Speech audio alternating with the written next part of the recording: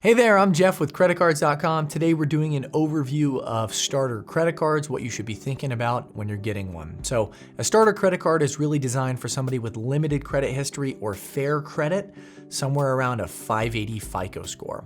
So when we're looking for starter credit cards, there are a few core elements that we're keeping in mind when we're trying to evaluate them. The first thing, the most obvious thing, is that we want a card that's designed for people that have limited credit history, right? You don't want to apply for a card that you have no chance of qualifying for.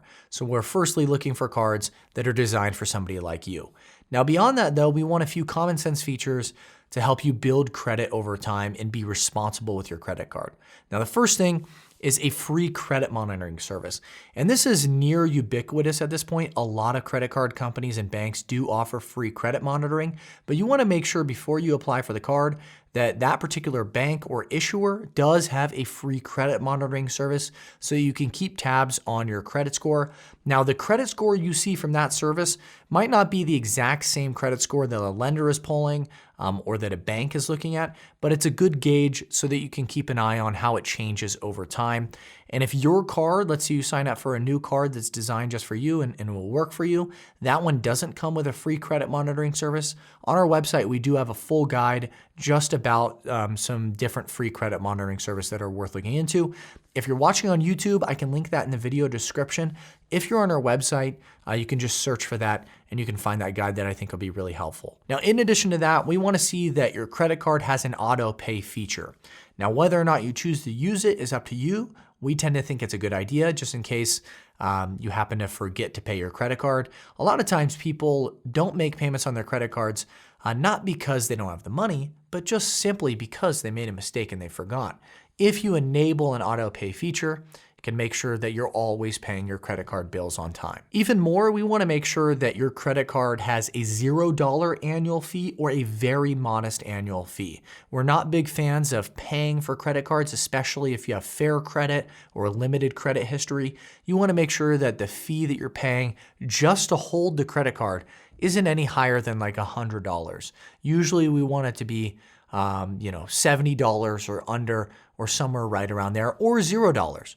Because again, the annual fee is just paying to have the credit card, paying for using the credit card. So you want to make sure you limit that annual fee. But if you do have a card that has an annual fee, you also want to make sure it has rewards or has the potential to earn rewards. A lot of times cards will charge a modest, maybe $40 annual fee, but they'll also offer maybe 1% cash back on all transactions. And just via the rewards, you can pay off the annual fee. So it's not a must-have rewards, but if we had our druthers, all starter credit cards would have rewards, and it may be something you want to keep your eye on because you're essentially being compensated to use a credit card. And the last major thing we want is the option to be considered for a credit limit increase. And the reason this is so important is that there's a major component of your credit score. It's called credit utilization. And this is how much credit you're using, how much you're borrowing currently, divided by how much you have access to. So if you only have one credit card, your credit utilization is your current balance on the card divided by your credit limit. You want your credit utilization to be as low as possible because credit utilization in your FICO score is 30% of your overall score. So the higher your credit utilization is, the lower theoretically that your credit score should be. So by keeping your credit utilization rate low and also making on-time payments over time every time, you should see a nice increase in your credit score over time. So just mathematically, if you have a card and it has a $1,000 credit limit and over time you're considered for a credit limit increase automatically, maybe you can get that up to $2,000. Just looking at the math, you should see an increase sometime in the near future in your credit score.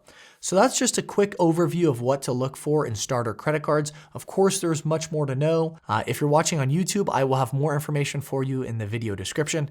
If you're on our website, you're already in the right place. Have a great day.